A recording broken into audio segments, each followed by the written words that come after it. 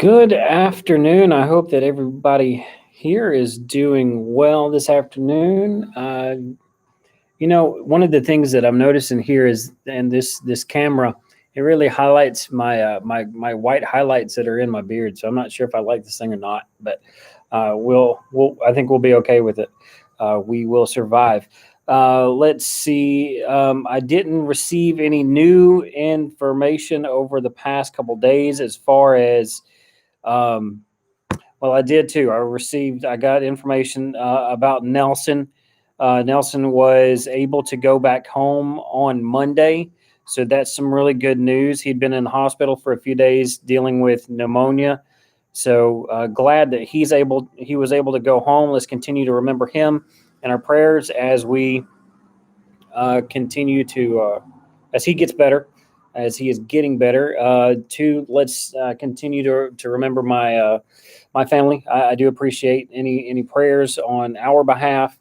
And talked to my grandfather for a little bit yesterday. Yesterday was his 80th birthday, and so I talked to him for a few minutes, and he's doing okay. He's not one for conversation right now. So, and that's really going to be understandable, considering how he's having to deal with some things. But anyway, he's doing okay considering everything that's going on.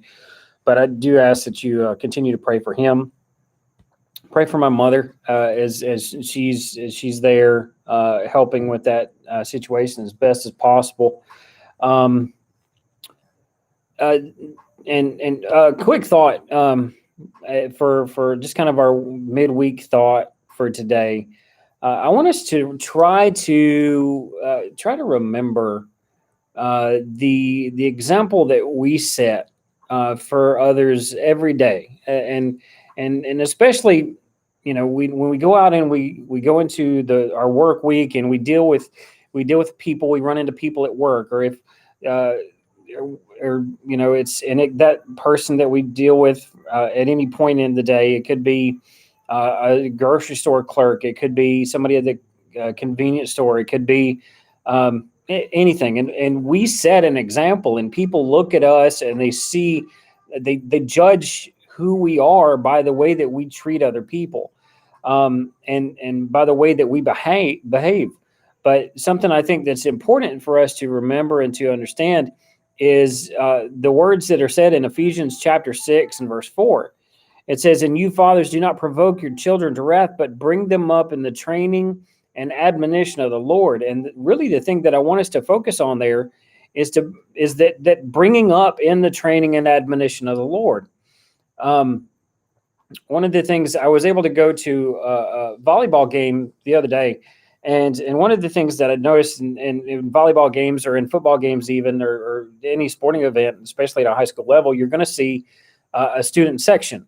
And one thing that I was able to see in the student section of the game that I went to was that the student section they were more focused on ribbing the other team as opposed to building up their own. And I've seen some student sections that do that, but I've also seen some that are really good at building up their own team. And we as parents, we have to build up our team, and that starts at home. And one thing that I can notice and have noticed before, you might have in one family, there's a dad who he'll come home from work. He spends a long time at work, and when he gets through at work, then he's in the yard and he's working in the yard. And then there's another one that there might be another home in which the mom she spends all of her time on her phone. And there's in another house, you might see parents that read their Bible stories and they pray with their children every night. And there's another family, and the parents talk about how much they love their church and their friends, and that's about as far as it goes. But the thing that I want us to remember out of this is that this reminds us of the saying, "Be careful what you do, because little eyes are watching." We as adults, we need to remember that children watch what we do. They might not even act like it, and you might not even know that they're watching you at any given point. But the truth is that they are watching and they absorb everything that we do.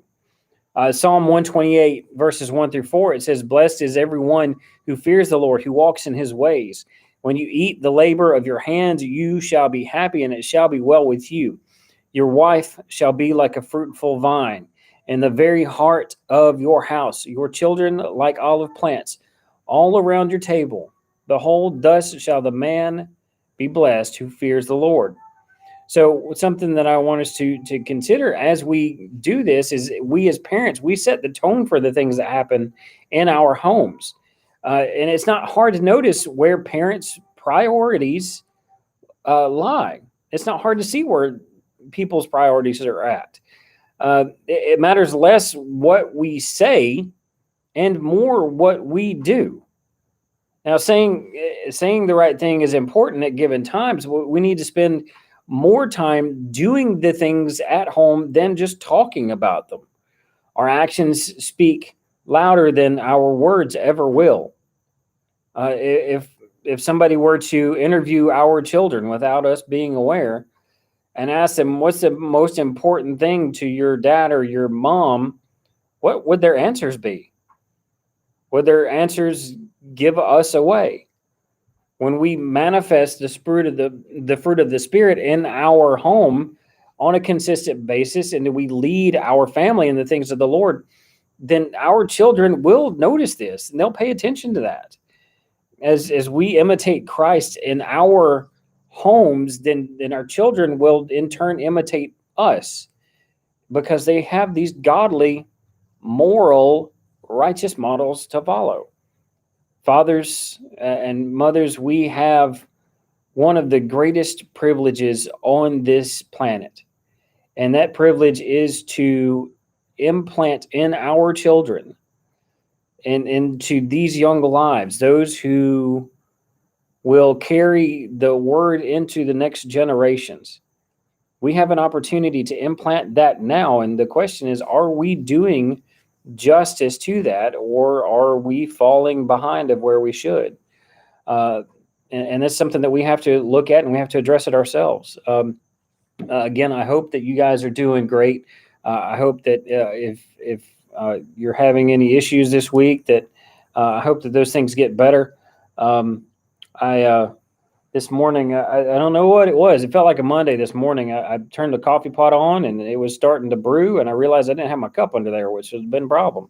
So I hope that if you guys are having a day like that, then I hope that those things are getting better. But if you guys need anything, let me know. If you need me to make any updates on the Facebook page, feel free to send that to me as well. Again, I love you guys, and I'll see you on Sunday morning. Bye.